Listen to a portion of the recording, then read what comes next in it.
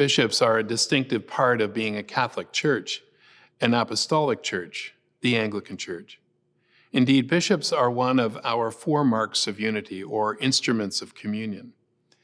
Bishops are ordained to a particular ministry or of episcopae, not a job, but a vocation, a setting apart for unique ministry in the church, described in the Ordo as to be one with the apostles in proclaiming Christ's resurrection and interpreting the Gospels, to guard the faith, unity, and discipline of the church, and to share in the leadership of the church. An important question to ask is, what does it mean to share in the leadership of the church? And what does that mean for the Diocese of Toronto at this time in our history? Since the early 1980s, we have been well served by a college of bishops that included a diocesan and several suffragans, each with a geographic area to manage. Over 4 decades, the number of bishops in the college has varied from as many as 5 to as few as the current number, 3. Myself and Bishops Priscilla Shaw and Kevin Robertson. Over the past 2 years, with the onset of the pandemic, Bishop Peter Fenty's retirement, and Bishop Jenny Anderson's return to parish ministry, this time of change prompted reflection. How is God calling us to exercise episcopal ministry now? At one level, the church is contracting and shifting, but at another level, the work is increasing.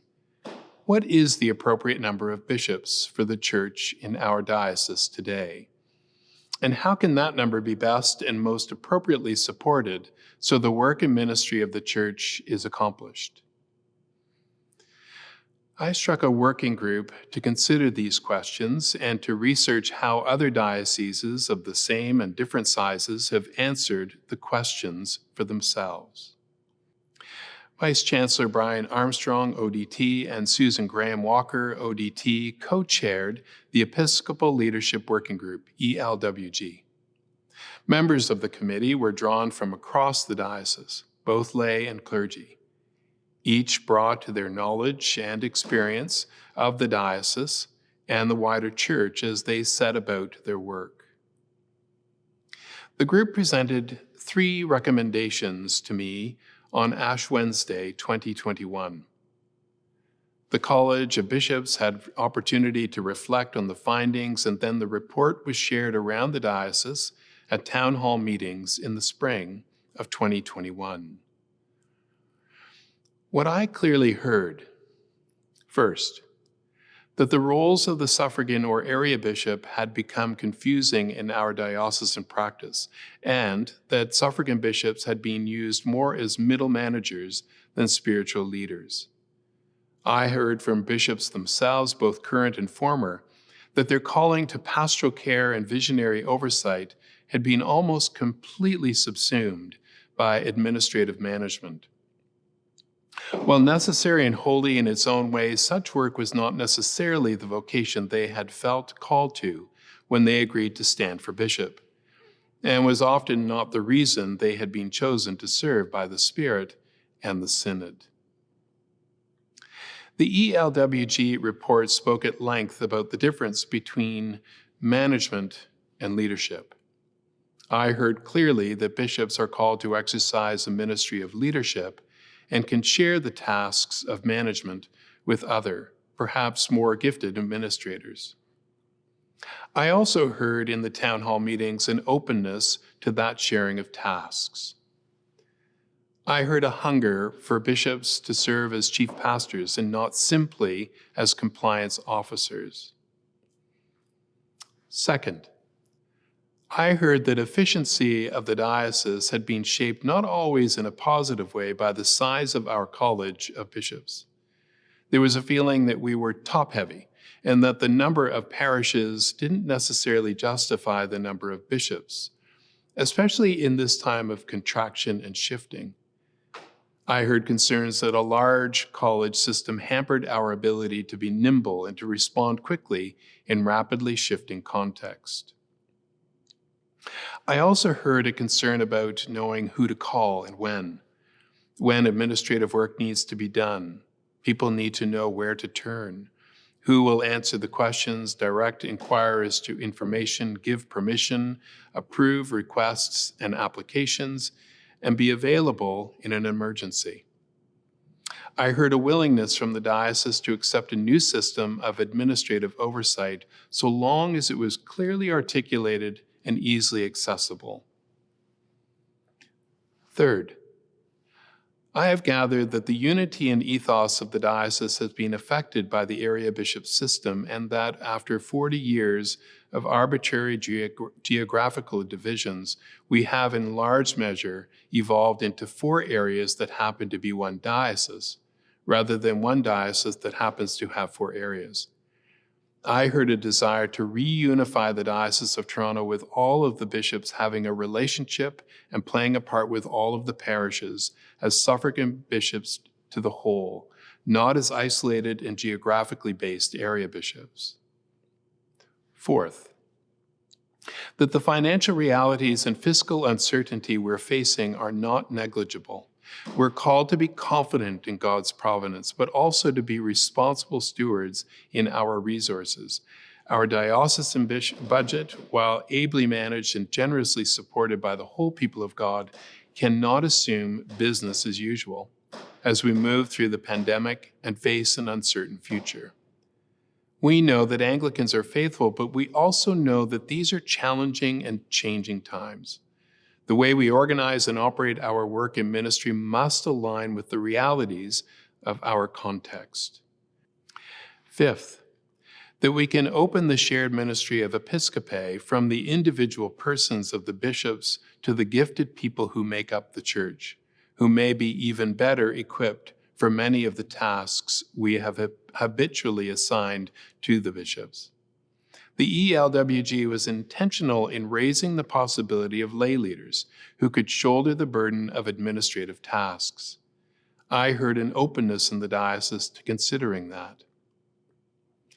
I have taken all I've heard and all that has been recommended to me and prayerfully considered the options over the summer. I've made some decisions and I share them with you now. I will not be calling an election for more bishops. I feel that the current college of 3 bishops, a diocesan and 2 suffragans, provides adequate sacramental and pastoral episcopal ministry and visionary leadership for the church at this place and time. Bishop Priscilla Shaw and Bishop Kevin Robertson and I have a wonderfully diverse set of skills, passions, and energies for ministry. We contribute to the councils of the wider church in a variety of capacities, and we enjoy our work together.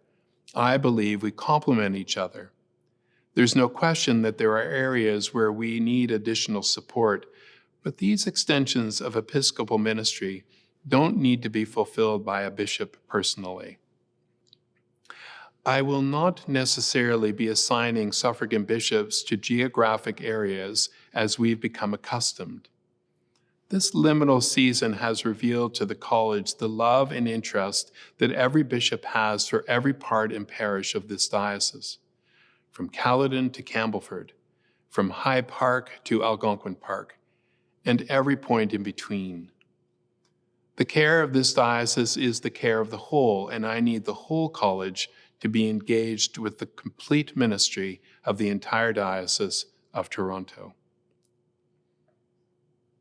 Therefore, I will be appointing a number of territorial archdeacons, perhaps as many as 6 or 8. My vision is that each archdeacon will work part-time in an assisting capacity to the College of Bishops, offering administrative oversight to 2 or 3 deaneries each. They will work alongside the College of Bishops and the regional deans in pastoral administration of the diocese. I anticipate that some of these archdeacons may be recently retired clergy who wish to continue working in this form of part-time ministry, or clergy in parishes where the size of their congregation or the size of their staff team allows them to take on this additional work. Or this role may appeal to extraordinary lay people who feel called to this part-time ministry of administration.